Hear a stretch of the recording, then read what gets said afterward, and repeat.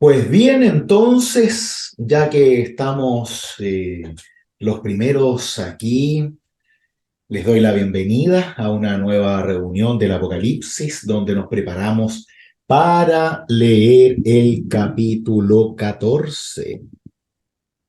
Y es así como nos vamos a preparar mediante la oración. Oremos. Amado Dios, tú que eres la razón de nuestro existir, de nuestra alegría y de toda esperanza, permanece ahora muy cerca de cada uno de nosotros, para que así podamos recibir tu fe y la inspiración de tu espíritu en la lectura de tu palabra. Te lo pedimos en nombre de Cristo Jesús, tu Hijo, nuestro Salvador. Amén. Bien, gente querida, estábamos viendo nuestro capítulo 14 del Apocalipsis. Terminamos el 13 que nos presenta un análisis eh, crítico de la estructura del Imperio Romano como estructura de opresión. Hacemos énfasis en esa profundidad del dolor que provoca el Imperio Romano, especialmente sobre los cristianos. El capítulo anterior, el capítulo 13, nos recuerda la vida y la conciencia de la comunidad cristiana que está siendo oprimida por el imperio. Y al leer esas palabras podemos darnos cuenta, a pesar del lenguaje a veces un poco críptico y simbólico, de cómo esos cristianos vivían, cómo sentían y cómo se pensaban a sí mismos dentro del imperio. Y entendemos que estaban excluidos del imperio, ya sea en la parte religiosa, económica. Recuerden que no podían comprar ni vender.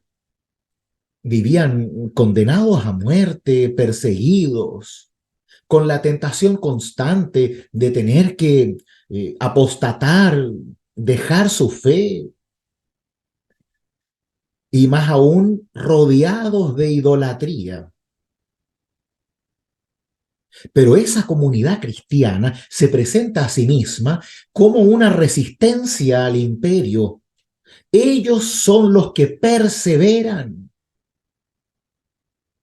Es una comunidad de fe que va a descubrir la presencia de la bestia, de Satanás, de la maldad, de la tentación, y va a buscar luchar contra ella, aunque todo parezca indicar que van perdiendo.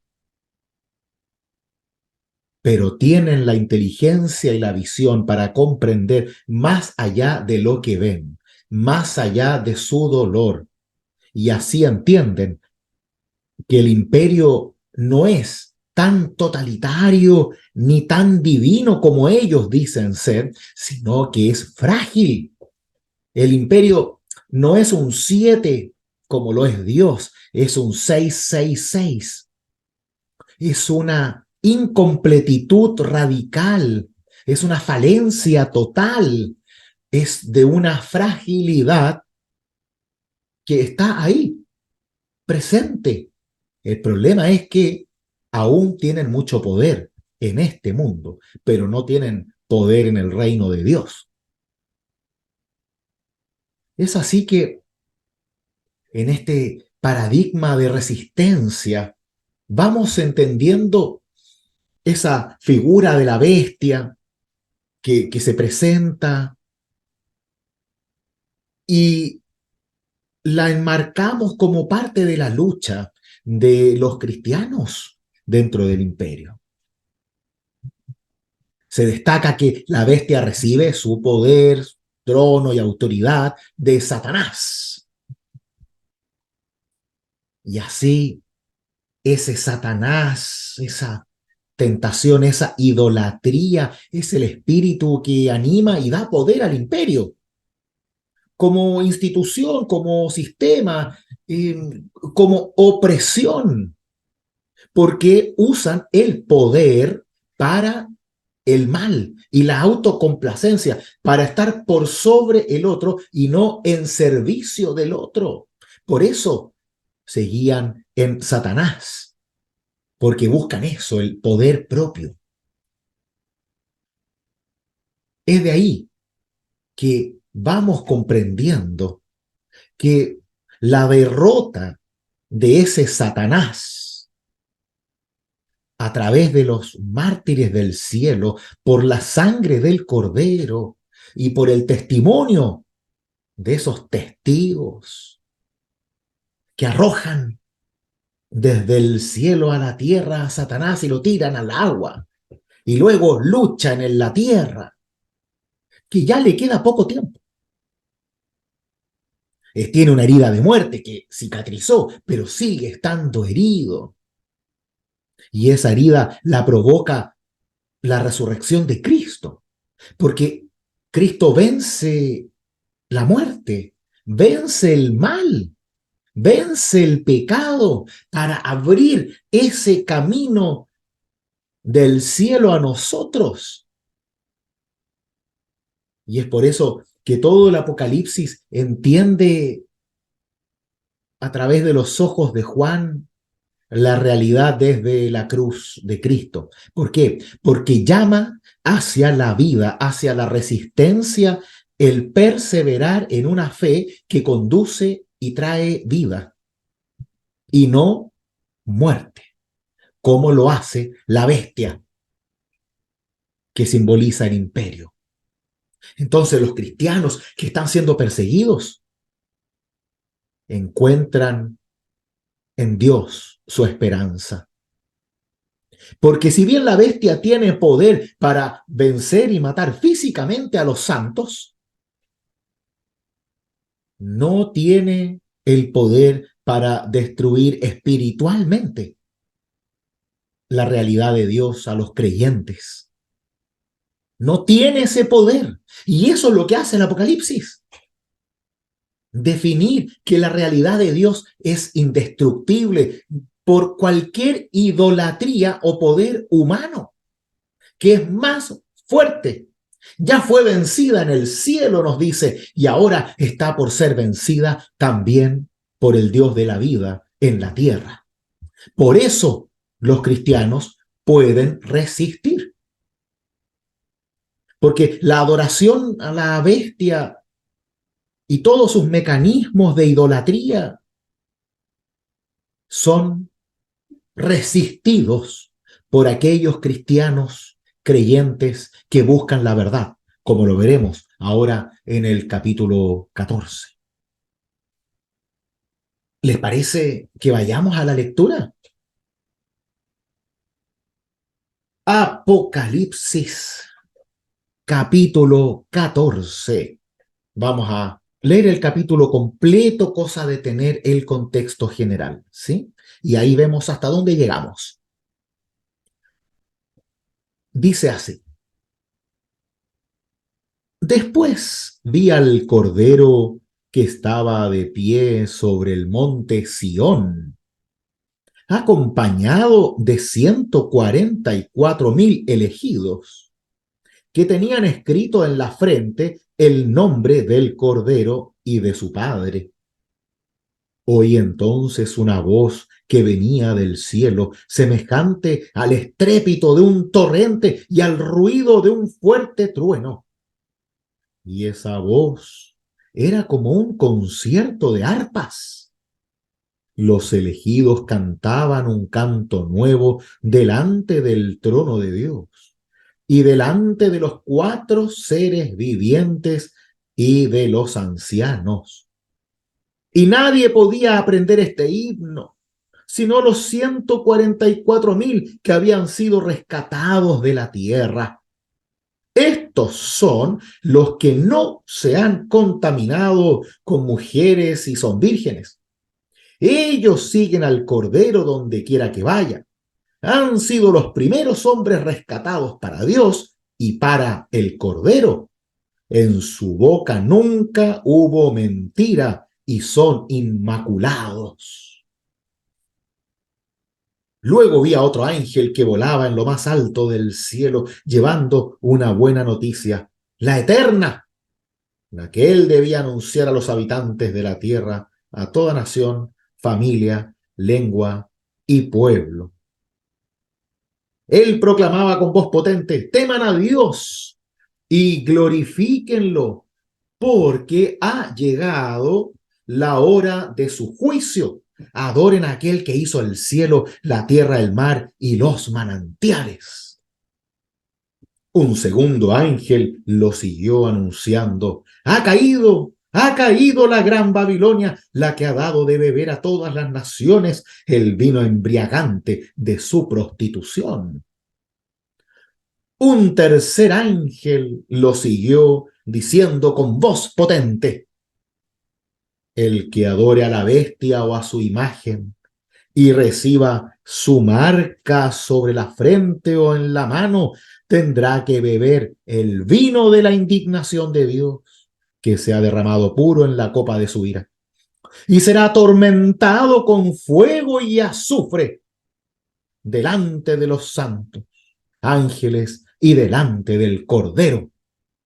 El humo de su tormento se eleva por los siglos de los siglos, y aquellos que adoran a la bestia y a su imagen y reciben la marca de su nombre, no tendrán reposo ni de día ni de noche.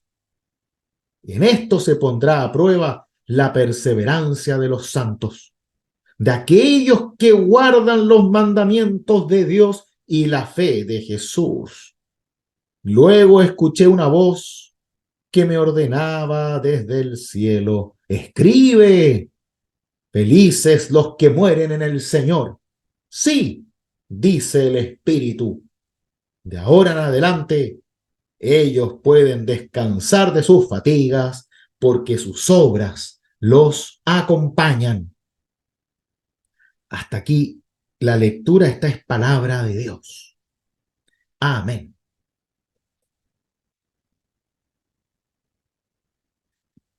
Vemos aparecer nuevamente el Cordero aquí en el capítulo 14, que ahora aparece de pie sobre el monte Sión.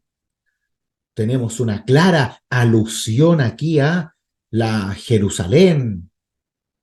Pero cuando hablamos de Sión, usualmente nos referimos a la Jerusalén celestial, a esa Jerusalén como nueva creación, como paraíso, porque la Jerusalén actual de esa época ya está destruida por los mismos romanos. Entonces, cuando hablamos de Sión, hablamos de esa Jerusalén de la esperanza, de esa Jerusalén de la vida, de esa Jerusalén que es sostenida por Dios en la eternidad.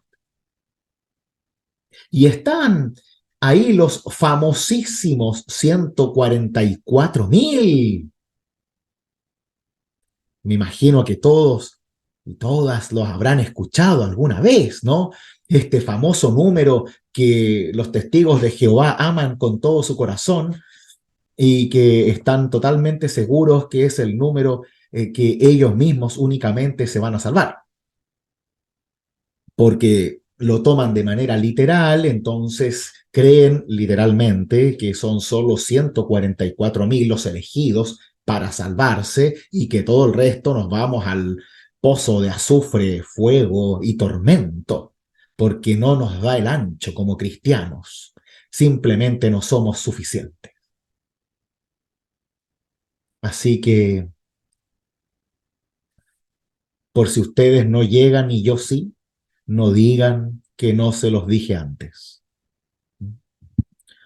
Sé que los pastores tenemos una cuenta especial, ¿ya? Lamento que sea así. Son las injusticias de la vida, ¿qué hay que hacer? Entonces, si analizamos este número, ustedes ya, por supuesto, que están ahí al tope de la visión numérica, simbólica, bíblica. Ya saben que este 144.000 se refiere a...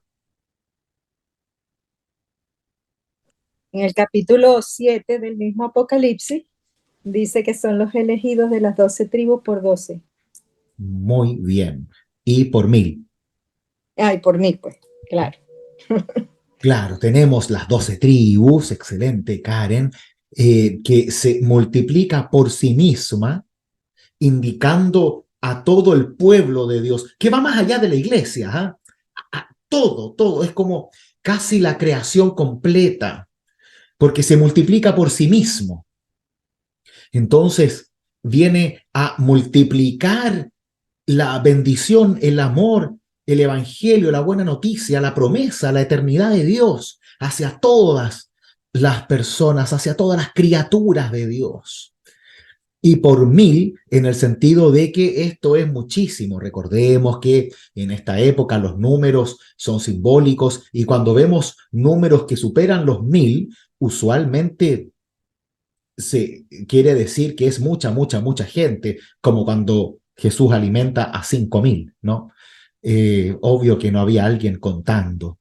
Entonces, estos 144.000 se refiere claramente, ¿no? Es muy fácil darse cuenta a que es esta visión del pueblo de Dios salvado por Dios, el que está ahí con el Cordero en Sión, en el paraíso. Es como si Adán y Eva volvieran al paraíso, pero con todo el pueblo de su herencia, salvados por Dios, salvados por la cruz de Cristo y la sangre del Cordero. Vemos, acuérdense, tenemos que imaginarnos como creyentes del siglo I y II, que estamos en constante guerra, que estamos en constante necesidad, que estamos en constante miedo. Y se nos dice que ahí está justo el monte donde está construido Jerusalén, la nueva Jerusalén, la salvación en Dios. Y ellos son los que tienen escrito en la frente el nombre del Cordero y de su Padre, porque en la frente tienen la cruz, puesta por el bautismo.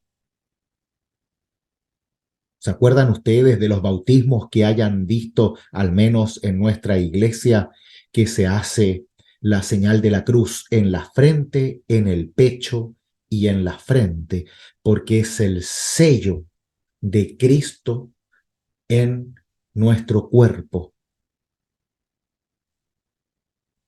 Es muy importante esa señal porque creemos que somos sellados, literalmente, como dice aquí el Apocalipsis, sellados por Cristo para la vida, separados, marcados para la vida.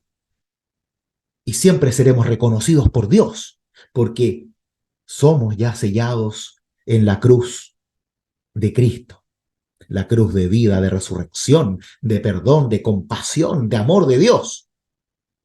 Aunque todo el mundo se esté quemando, nosotros seguimos siendo el pueblo de Dios marcado con el sello del Cordero. Eso es lo que los lectores, los que escuchan en la liturgia, el Apocalipsis, escuchan, creen y les permite sobrevivir, porque entienden más allá de lo que ven en un sistema totalmente opresor, que no tienen forma de luchar en contra de él, tal como vimos en el capítulo 13, y que solo pueden lanzarse en las manos de Dios y resistir. Resistir creyendo, resistir con esperanza, resistir esperando. que sea la justicia de Dios la que salve a aquellos que mantienen su fe, que resisten y perseveran, como leímos al final de nuestra lectura recién. Por eso que siempre se van escuchando voces desde el cielo. Porque cuando estamos en guerra, lo único que escuchamos son los gritos. Gritos de dolor, de una madre que pierde a su hijo, de un padre que pierde a su hija, de familias que desaparecen, de injusticias por todas partes, de miedo, terror. Y dentro de todo ese ruido, escuchamos la voz que viene del cielo, semejante al estrépito de un torrente y al ruido de un fuerte trueno. Y esa voz, escuchen bien, era como un concierto de arpas, porque los elegidos cantaban un canto nuevo delante del trono de Dios y delante de los seres vivientes, de los cuatro y los ancianos. Entonces, debemos imaginarnos que en medio de la guerra, nosotros como creyentes podemos abstraernos por unos instantes y escuchar la voz de Dios, que para nosotros es como un concierto de cuerdas que nos trae paz, al menos por unos instantes, que nos trae luz en la oscuridad, que nos da seguridad cuando solo sentimos miedo y terror, porque afuera la batalla continúa.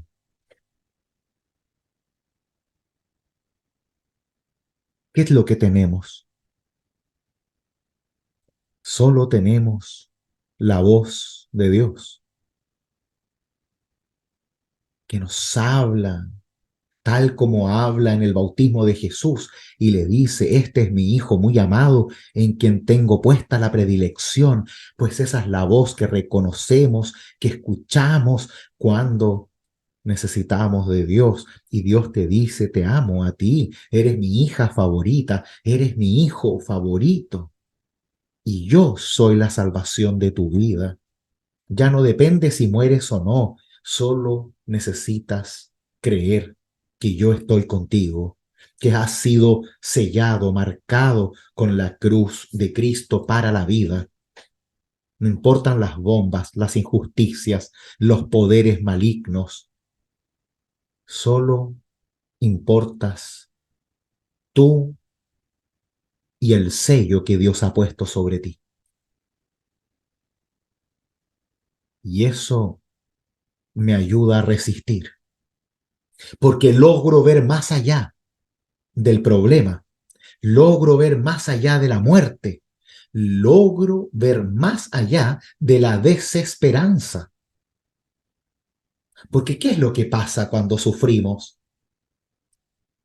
Nos golpean precisamente en donde más duele y nos quitan la posibilidad de soñar, de creer. Y nos dicen que nuestro Dios no existe, nos dicen que no hay esperanza, pero nosotros creemos y perseveramos en la fe. Por eso podemos levantarnos cada día, a pesar de lo que perdemos, a pesar de lo que no tenemos, nos levantamos cada día creyendo que sí se puede, que Dios está con nosotros. Y sí, la vida es una mierda a veces, pero Dios está con nosotros. Y eso no te lo puede quitar nadie, ni siquiera el imperio, ni Satán, ni el que sea, nadie te puede quitar eso, porque eso, queridas mías, es lo que las va a levantar de la misma muerte. Y nadie tiene el poder para arrancarte el sello que Cristo puso en tu frente y en tu pecho. Y eso es lo que nos hace resistir hasta los dolores más profundos, las cicatrices más hondas, las injusticias más terribles. Por eso sobrevivimos y vivimos aferrados a nuestro Dios. ¿No es hermoso esto?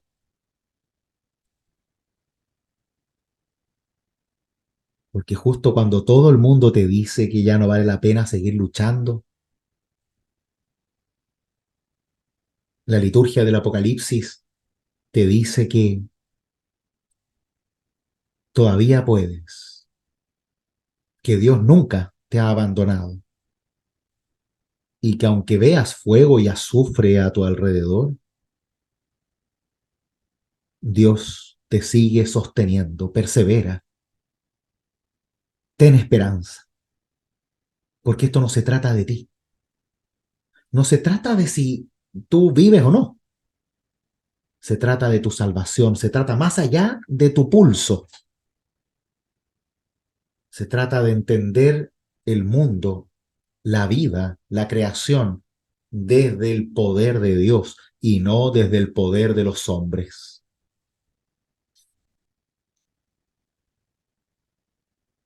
Por eso nadie puede cantar el himno que viene desde la voz del cielo.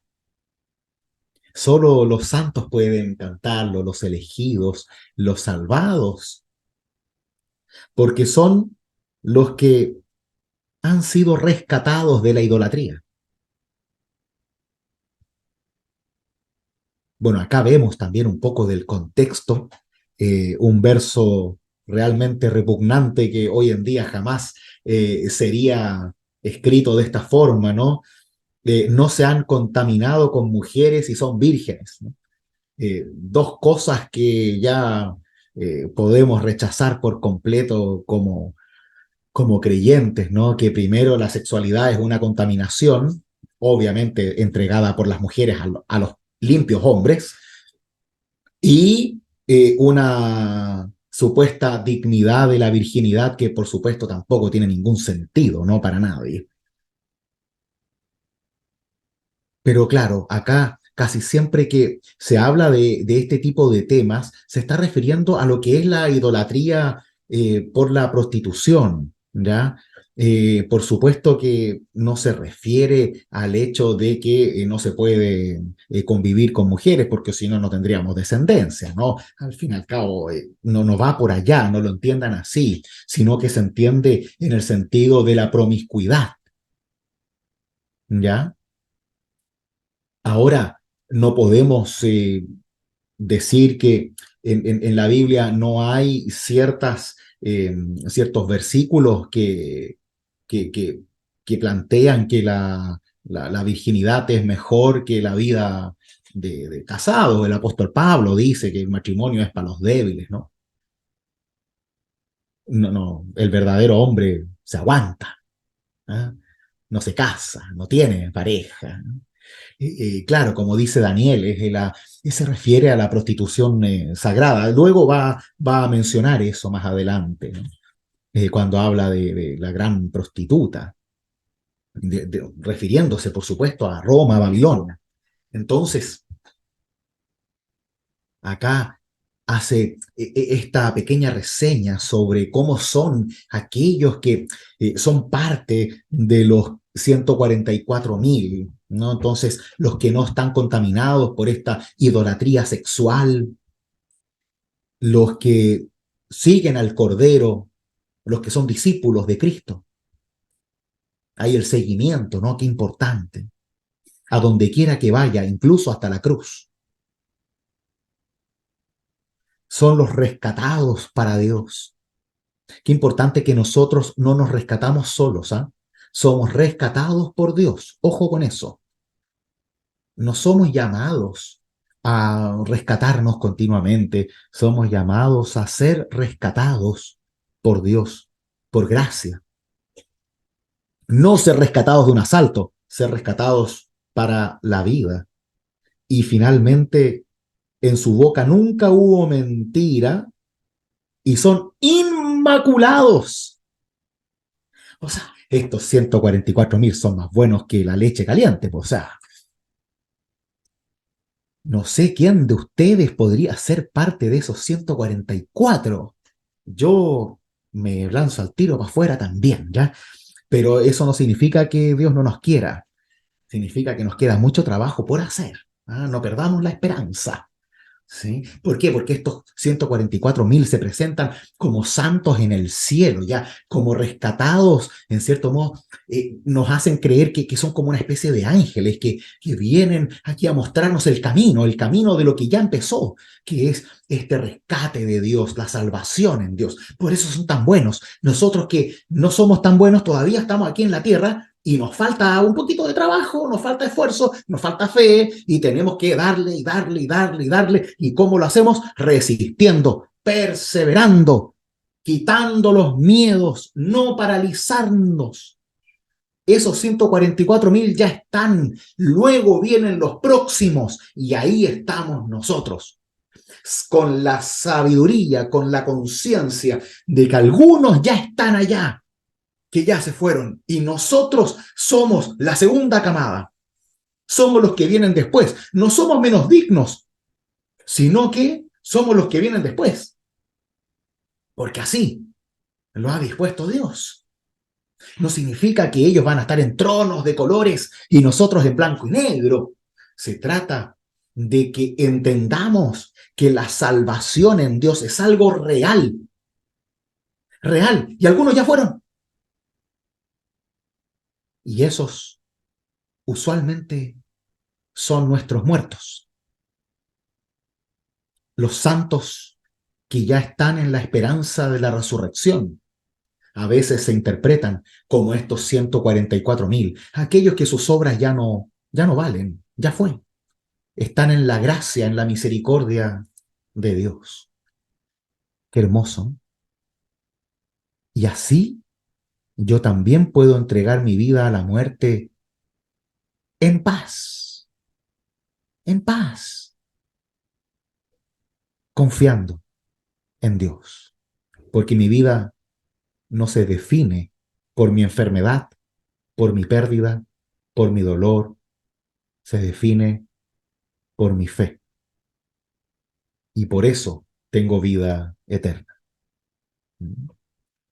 Miriam. Eh, de todo lo que tú has narrado y explicado del capítulo 14, yo lo veo como un mensaje de felicidad, ¿ya? Más o menos lo que he leído, eh, Sión, el monte Sión, una colina de Jerusalén, es como la iglesia, tanto en la tierra como en el cielo, si me lo represento así.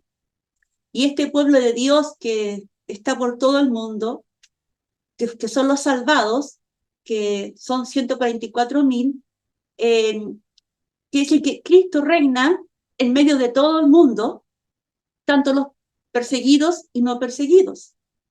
Pero se da un mensaje de felicidad porque en el fondo la evangelización sobrepasó el mal y superó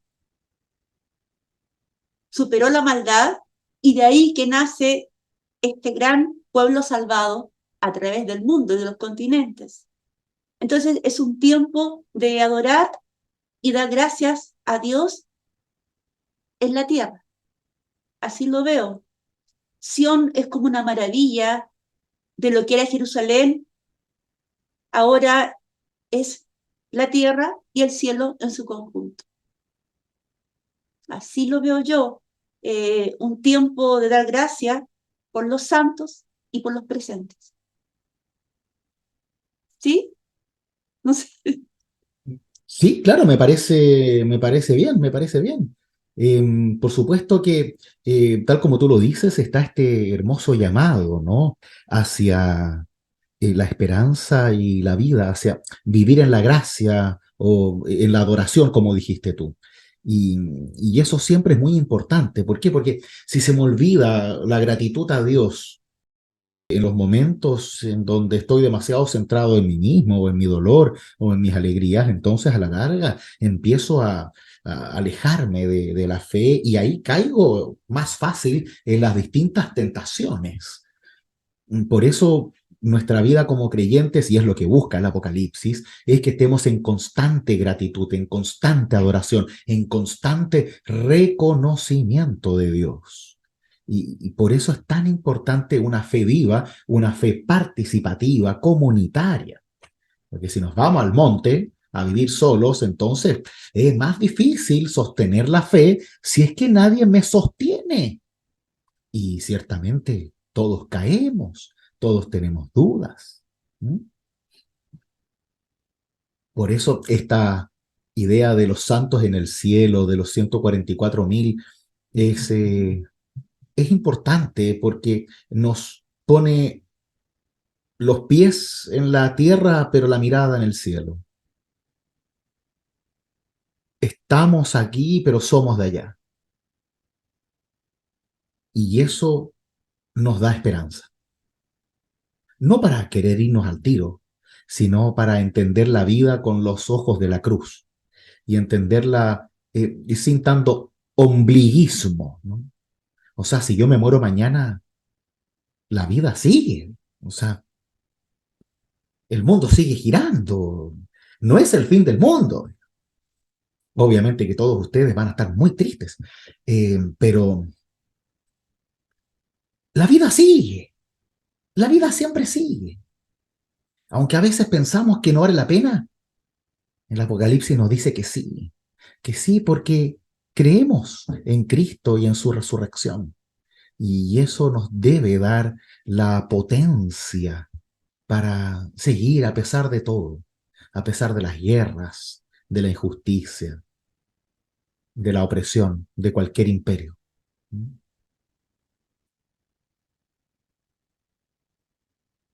Es así como van apareciendo ahora de nuevo los ángeles, desde el versículo 6. Volaba en lo más alto del cielo, dice,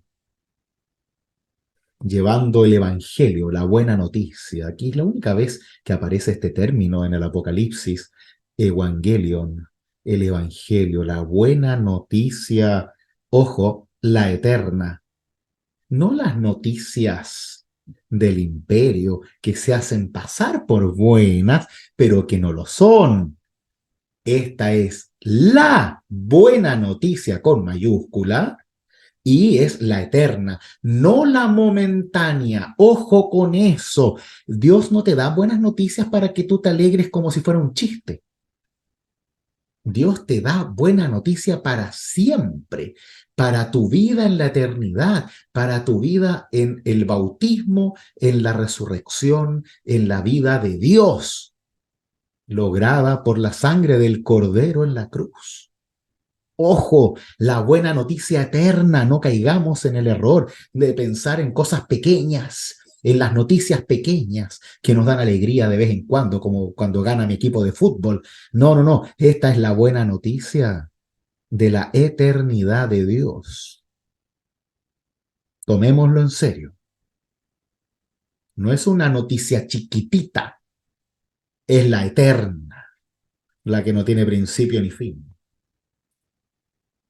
Y esa es la que va y debe anunciar a los habitantes de la tierra, nos dice, a toda nación, a toda familia, lengua y pueblo. Nadie se queda fuera.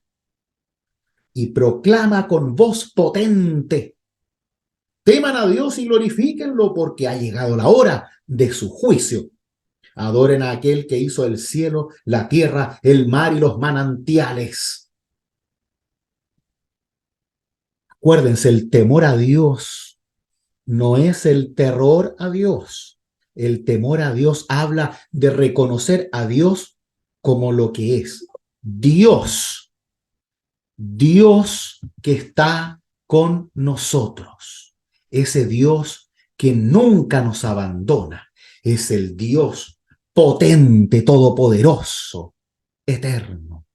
Por eso siento temor, que es este pequeño recelo de saber que me estoy acercando a algo desconocido y por otro lado, a esto que es parte de algo que necesito también. Entonces me acerco como un niño que va hacia lo desconocido, hacia algo que no va a comprender nunca, pero que lo necesita. Luego de esta primera proclamación de la voz del ángel, que habla de temer y glorificar a Dios, porque llega el juicio, viene el segundo ángel. Ya nos avisan de un juicio. Esto es bastante importante. Ojo, no caigamos en el error de pensar el juicio como castigo. Tenemos esta cosa tan humana siempre de entender el juicio de Dios en donde yo me pongo como bueno, el otro es el malo y por ende el juicio de Dios es para ellos, ¿no? Y ahí lo llevamos al azufre, el horno ardiente y todas las cosas con el rechillar de dientes y el dolor que nunca se acaba y todas estas cuestiones. Pero en realidad, ojo, el juicio es para nosotros. El verdadero juicio es la justificación por la fe. Es el juicio donde somos salvados. Es la salvación por la justicia de Dios, que no es la justicia de los seres humanos, que busca premiar o castigar dependiendo de la determinada ley. La justicia de Dios es la que salva a través de Cristo Jesús. No cometan el error, por favor, de rebajar la justicia de Dios a una simple venganza y castigo a los malos, como aparece en las películas. La justicia de Dios está íntimamente relacionada con Cristo, porque Cristo es la justicia de Dios, en donde Dios nos hace justos por el bautismo para la fe, de modo de salvarnos. Karen. Y qué buena aclaratoria, porque de todas maneras siempre uno tiene eso en la cabeza y como que hay que hacer el cambio y yo siempre automáticamente ahora lo pongo absuelto, porque también el justo es eh, o sea, al entendimiento de hoy, fuimos absueltos de todo, fuimos salvados, fuimos ya, no justo ni justificado, porque justificado es como que, no, él está justificado porque entendiendo la cosa, él lo hizo está justificado, es que está, eh, que no se puede juzgar porque tiene condiciones o hizo cosas que lo justifican para haber hecho eso. No, no es esa el concepto tal cual se dice ahora. Eso es lo que pasa, que entonces uno como que entra en... El tema, querida Karen, es que el tema de la justificación es una doctrina teológica de la Iglesia que se llama justificación por la fe. Yo admito que es un nombre muy feo y poco claro, pero es el centro de la doctrina luterana, digamos. Así que no podemos llegar y eliminarlo porque es feo. Que tal como tú lo dices, eh, somos justificados como cuando la mamá me escribe un justificativo de que estaba enfermo en el colegio, ¿no es cierto? Y no voy. Esa justificación por la fe, que es lo mismo que dijiste tú, implica este certificado, ¿no? Entre comillas, simbólico, en donde yo llego a los brazos de Dios con la salvación de Cristo, siendo justificado por la fe en Cristo. Es Cristo el que me justifica. ¿Por qué? Porque yo me enfrento a Dios con el temor de ser un pecador. Yo no soy como esos 144.000. No soy como ellos, por varias cosas, o casi todas en realidad. Entonces, eh, en mi humanidad, ¿cómo me presento a Dios? Simplemente necesitado, urgido de salvación. Y por eso solo puedo quedarme medianamente en paz cuando entiendo que la justificación no es por las obras, que da lo mismo todo lo que yo haga y me esfuerce por mis méritos, sino por la obra de Cristo en la cruz. Y esa es mi justificación por la fe. Ahora, a mí me gusta, por ejemplo, aplicar, como dice acá, el tema del rescate. Eso a mí me hace sentido, hablando de los términos como decías tú, Karen. A mí me gusta eso porque sentirse rescatado, creo yo que es una emoción maravillosa. Sentirte rescatado por Cristo. Más allá de ser rescatado solo por un asalto o de una enfermedad, es rescatado hacia la vida. Porque, no sé, a mí me pasó que yo no sé si fui realmente feliz hasta que no me tomó la fe y lo siento eso como un rescate, como que siempre pensaba que cojeaba o sentía que no era suficiente y, y con la fe me sentí rescatado, literalmente, como si hubiera estado toda la vida luchando contra algo y era contra Dios, en buena parte. Bueno, también contra mis papás, pero eso primero, lo otro después. Y, y en eso hay una emoción de rescate que es muy importante, al menos para mí, ¿no? Es una cosa muy personal. Y el sentirse rescatado te hace sentir necesitado de Dios y del único que tiene realmente el poder para rescatarte. Repito, no como un policía te puede rescatar del peligro, de un accidente, es el que te rescata de la muerte, del sinsentido, de una vida sin Dios. Y yo creo que eso es al menos maravilloso para mí. Qué bueno que ahondas en eso, porque de verdad que hace poco hablé con una prima y entonces ella me hablaba, ¿no? De la, que viene la justicia de Dios, pero desde la mentalidad de los buenos y los malos. Entonces, yo no pude persuadirla de que no era eso, pero me parece extraordinario la palabra rescate, o sea, de verdad. Creo que es como eh, más clara, o sea, me gusta eso, rescatado. Quizás más vivencial, ya que creo que todos hemos sido rescatados de algo alguna vez, ¿no? Por alguien. Entonces está como esta cosa de sentirse liberado. Mm. Es hermoso. Yo creo que eso es muy importante, que siempre lo tengamos en cuenta en nuestra vida de fe, que, que nuestras emociones tienen que estar siempre presentes. No, no se trata de creer y saber todo y tener seguridad doctrinal, se trata de sentir a Dios. ¿Mm? Por eso los sacramentos tienen elementos del mundo, por eso hay agua, pan y vino, porque tenés que sentirlo, vivirlo, percibirlo, tienes que sentir el sabor, el aroma.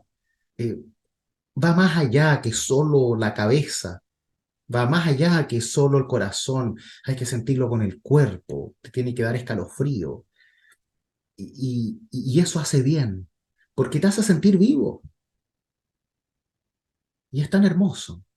Por eso esto del juicio también es tan bello verlo como salvación y no solo como castigo, porque a la larga, ¿qué es lo que decía tu prima en pocas palabras, Karen?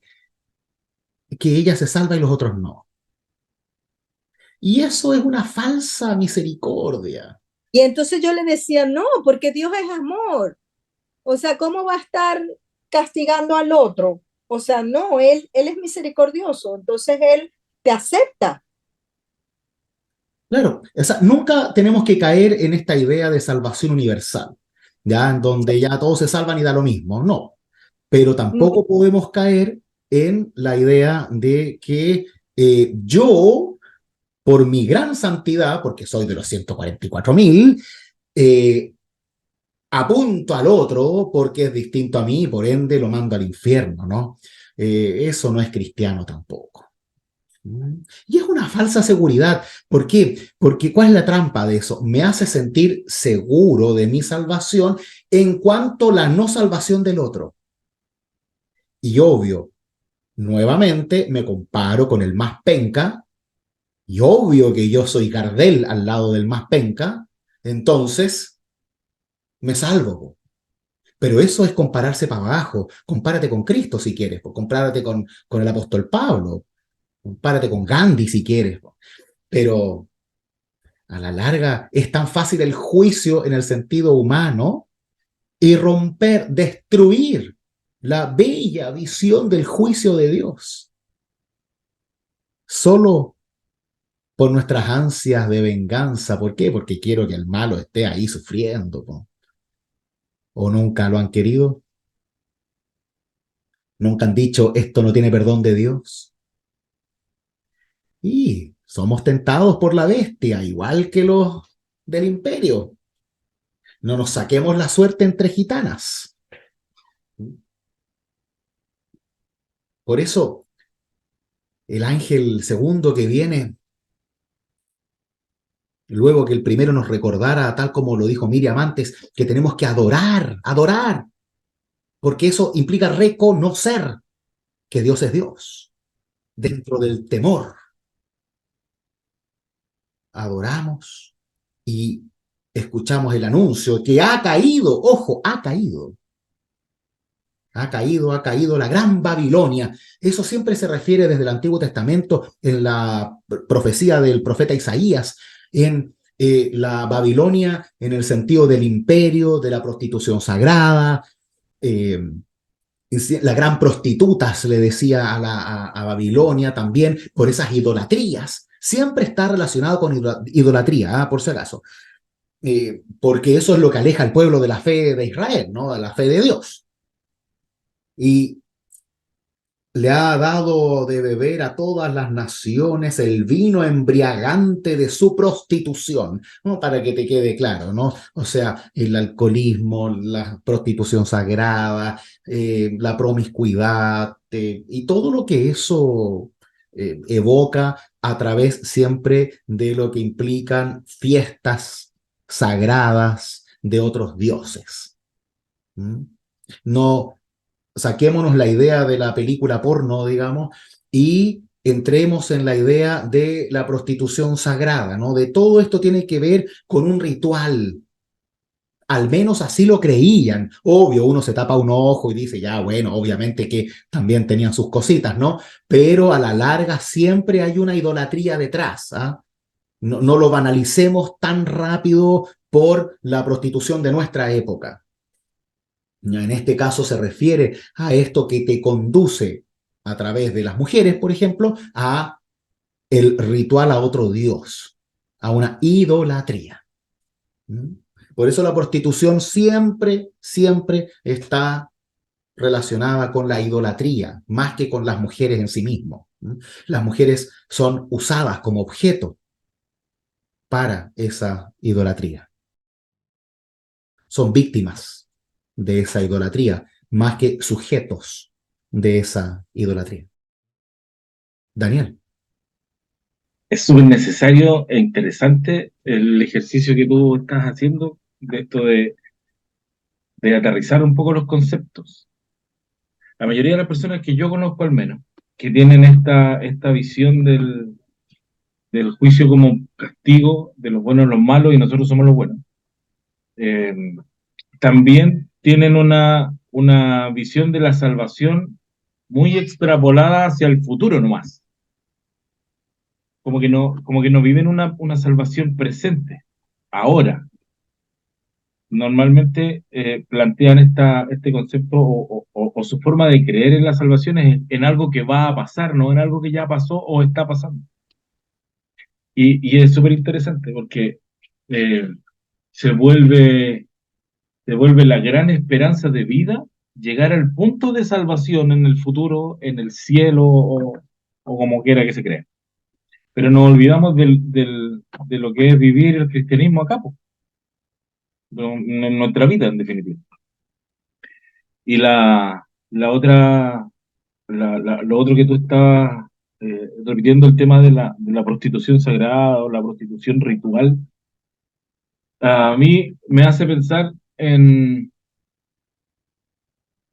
que algunas veces yo, yo he caído yo participaba en una iglesia evangélica, en que todas las cosas que yo hacía eran la forma de servir a Dios. Me refiero a lo que hacía dentro de la liturgia de la iglesia, donde yo participaba. Era la forma de servir a Dios.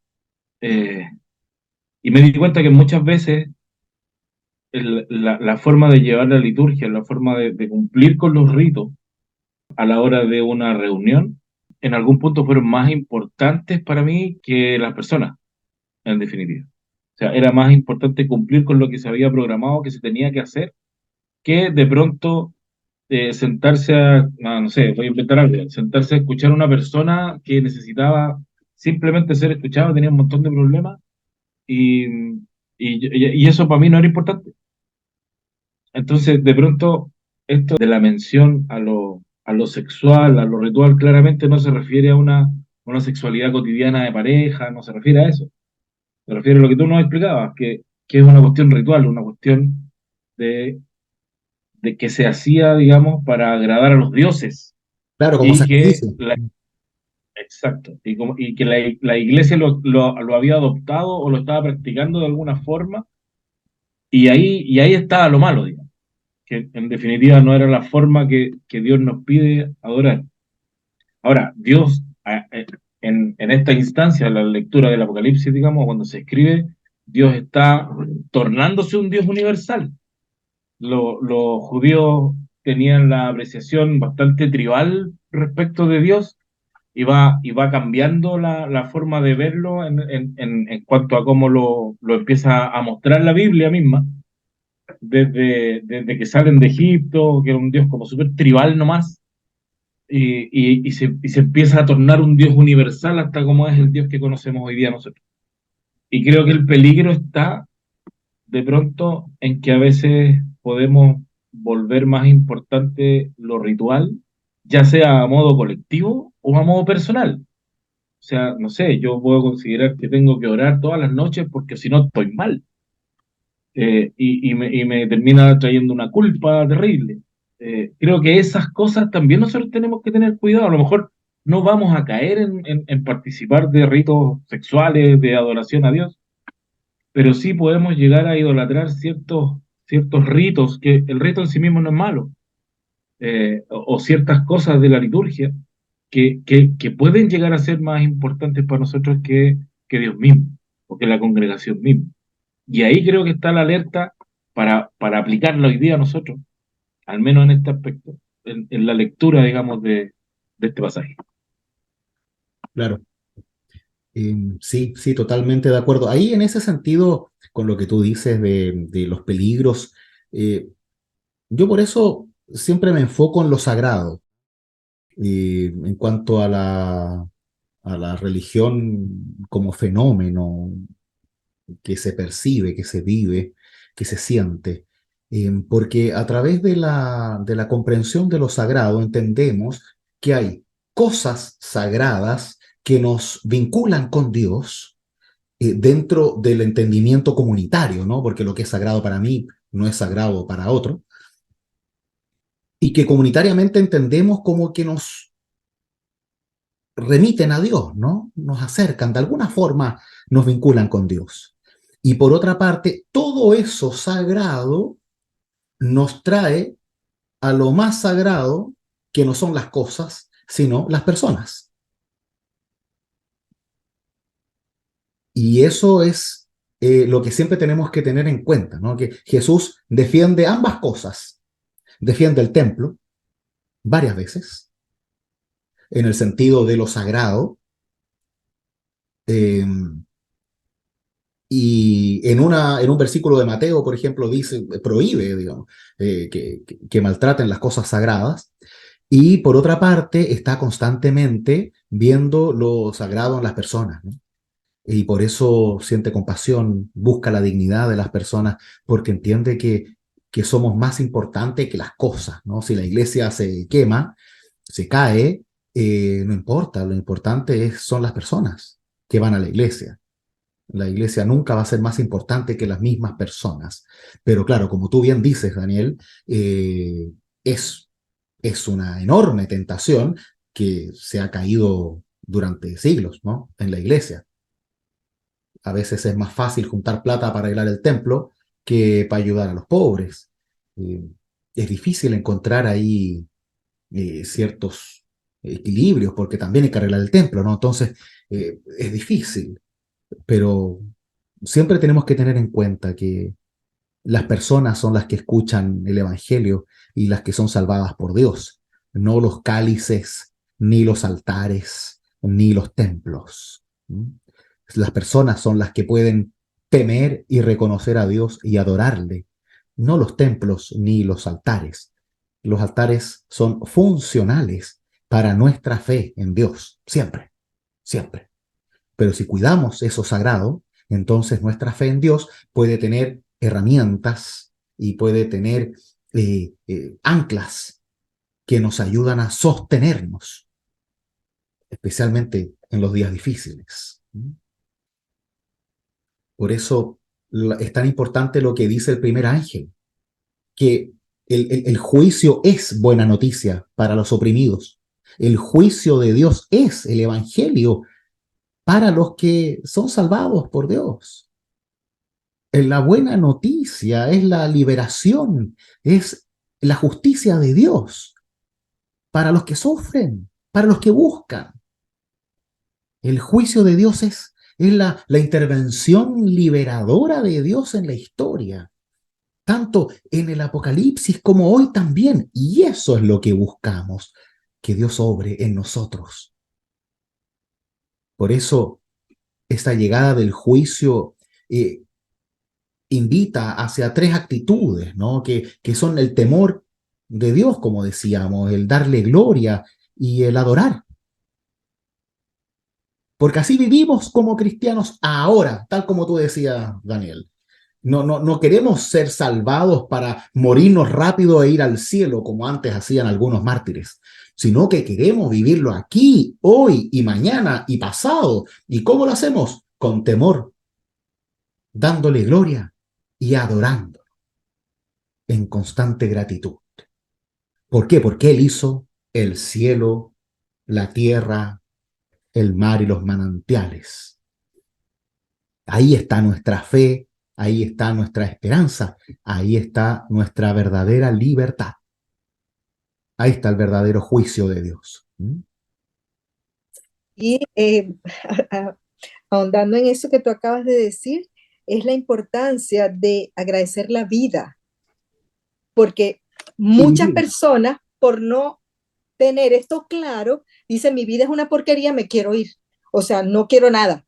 O sea, es ahí donde yo creo que en ese compartir con personas, nosotros debemos de limpiar y darle otra visión para que esas falsas creencias se eliminen y acepte estas nuevas. Eso se hace de a poco.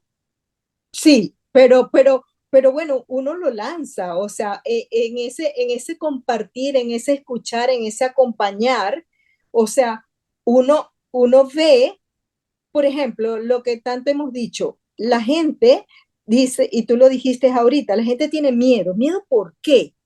Porque no confía y no está segura de que tiene a Dios consigo, que tiene ese amor. Entonces, como que tenemos que hablar, o sea, te lo digo porque para mí estas conversas con ustedes ha sido como, como que me quitaron los lentes ¿Entiende? O sea, ¿por qué? Porque no, o sea, tenía mucho tiempo que no oía hablar de esto.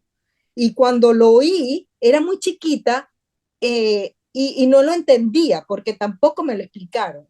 Entonces, es eso lo clave, quitarle como ese velo y, y ese concepto que tiene la gente. Pero ojo con la nomenclatura, con las palabras, ¿no? La gente no es que crea cosas falsas, ¿ya? Hay que tener cuidado con el juicio que uno hace a las otras creencias, porque a la larga, bueno, uno creció en otra iglesia, le enseñaron otras cosas, y uno nunca debe negar la fe del otro, por muy distinta que sea la propia. Porque si no, automáticamente tu predicación se transforma en un juicio. Y ya dejé de escucharte. Al momento en que tú dijiste que yo estoy equivocado o que creo algo falso, o si me doy cuenta de que tú realmente piensas eso, aunque no lo digas, ¿no? Si me quieres convencer, entonces no te voy a pescar. Eh, el tema aquí yo lo diría como que hay ciertas creencias que no te hacen bien, en pocas palabras. Después vamos si es que es o no es bíblico, etcétera, etcétera, porque ahí todo puede ser interpretativo. Pero acá la pregunta es, ¿te hace bien o no te hace bien? ¿Es buena noticia en tu vida o no? Ese es el tema. Eh, más que... Perdón, muy interesante porque esto, con el curso que estamos haciendo, hay una pregunta que dice, ¿qué nos ha impedido? Y es justamente esta cuestión de que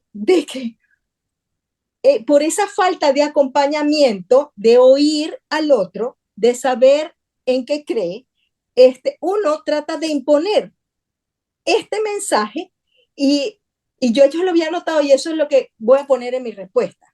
O sea, es importante. O sea, me encanta. Responde a la gente así, po, más que en la respuesta del examen. No, no, bueno, exacto, exacto. Es que a veces uno, cuando le llega como te ha llegado a ti, digamos, estas luces de la fe, uno como que quiere que todo el mundo crea, ¿no? Porque sabe lo lindo que es. Pero hay que tener paciencia y como siempre digo, tu alegría de vivir es lo que más testifica, es el verdadero testimonio, es el que tú eres feliz y es el que tú eres amorosa, el que tú logras perdonar. El convencer a los otros va, yo creo, de la mano de la vida, cuando te vean acompañando, cuando te vean trabajando, cuando te vean participando contenta, cuando te vean sin juicio. Ahí es cuando van a empezar a creer en lo que tú dices. Por ahora todavía te juzgan por tus creencias, ¿no? Porque estás al borde de la locura. Entonces, cuando esa locura se transforma en una alegría sana y no en un tratar de convencer al otro en tu alegría, porque a la larga es como una droga, ¿no? Y los otros les da susto lo distinto. Y está bien, porque, pucha, la Karen antes iba por acá y ahora está con este grupo de gente rara y esta cuestión y está como tan metida, bueno. Ojo que esos son temas tuyos, te dicen, ¿no es cierto? De a poquito, de a poquito. ¿Ustedes creen que mis papás me pescaban cuando yo llegué? Tampoco, y ahora están los dos ahí trabajando duro. Es cosa de tiempo, es cosa de tiempo, ¿ya? Y de ejemplo, hay que dar testimonio constante, más que con tantas palabras, con acciones concretas, con alegría, con perdón, con compasión. El, permiso. Eh, yo creo que en alguna medida eso es el Evangelio, porque en definitiva Jesús cuando lo mandó a hablar de la buena noticia no lo mandó a hablar de él, lo mandó a hablar de lo que habían visto y oído.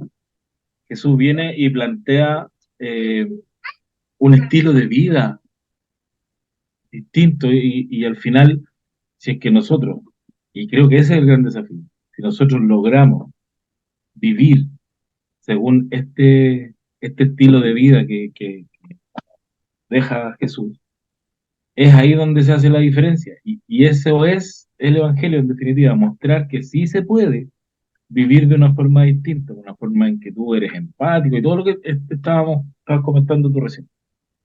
Y yo creo que ese es el gran desafío nuestro, más que pararse en la esquina con un megáfono, eh, eh, es el día a día. Y pucha, que es difícil, pero creo que ese es el desafío en definitiva, esa es la salvación, salvarnos de un mundo que los parámetros de justicia y equidad no tienen nada que ver con lo que nos planteaba Jesús. Creo que eso es, en esencia, el Evangelio. ¿Qué mejor dicho, pues?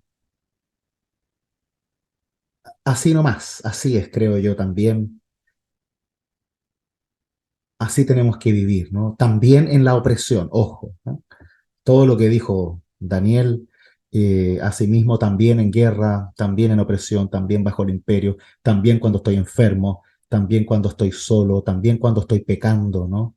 Eh, Vivir la buena noticia siempre. Y esos son los que buscamos perseverar. Nada más que decir, pues. Daniel ya hizo la conclusión de todo. Así que creo que nos quedamos con esta maravilla, ¿no? Esta maravilla de invitación vivir con Dios y hacerlo con la cara llena de risa. Porque tal como él decía, sí se puede, sí se puede. Y vamos a equivocarnos, vamos a caer, nos vamos a pelear entre nosotros, pero se puede, se puede, se puede. Y qué hermoso es cuando podemos mirarnos a los ojos y mirarnos con los ojos de Cristo, ¿no? Cuando te acepto, cuando te quiero, no por lo que eres para mí, sino porque eres una hija, un hijo de Dios, igual que yo, porque somos iguales y no porque somos distintos. Ahí hay mucho que aprender todavía y uno no termina nunca. Por eso cuidado, cuidado con que la enfermedad, la pérdida, las faltas sean lo que definan tu vida. Eso no define tu vida. Tu vida la define tu fe en Dios y cómo te haces cargo de las faltas, de las pérdidas, de las frustraciones, desde el amor, el sostén y la cruz de Cristo Jesús. Y ahí es cuando tenemos que estar con el caído, ahí es cuando tenemos que estar con el que se equivoca, ahí van a escuchar tu palabra de amor, no de juicio. Así que, queridos míos, unámonos a ese primer ángel. Vamos a dejar los otros dos ángeles para la próxima semana y seamos buena noticia para los que sufren, seamos buena noticia para los que están solos, para los que se equivocan, para los que caen y prediquemos la verdadera justicia de Dios, la que abraza, la que salva, la que perdona, la que nos hace llorar de emoción y no llorar de susto, porque así tenemos que vivir los cristianos.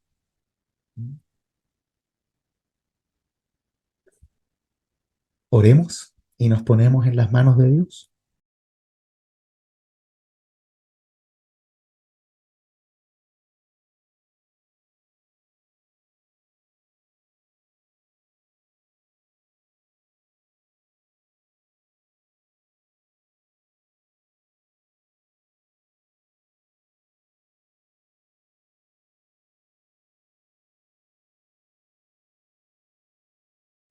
Amado Dios, permítenos en nuestras fragilidades y tentaciones poder vivir en constante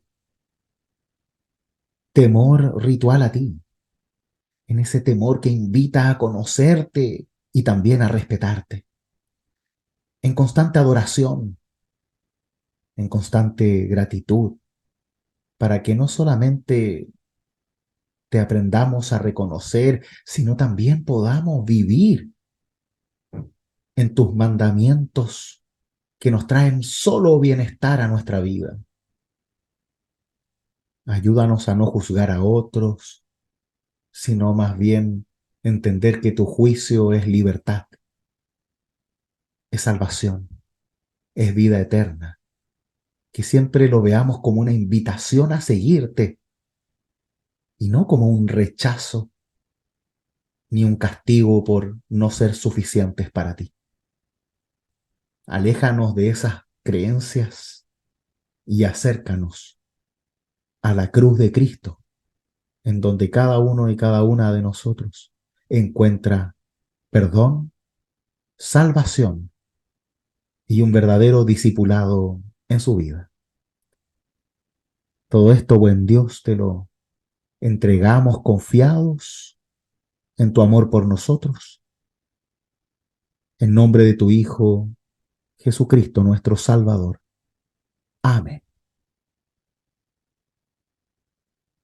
Que la amorosa bendición de Dios, que es Padre, Hijo y Espíritu Santo, sea con cada uno y cada una de ustedes. Amén.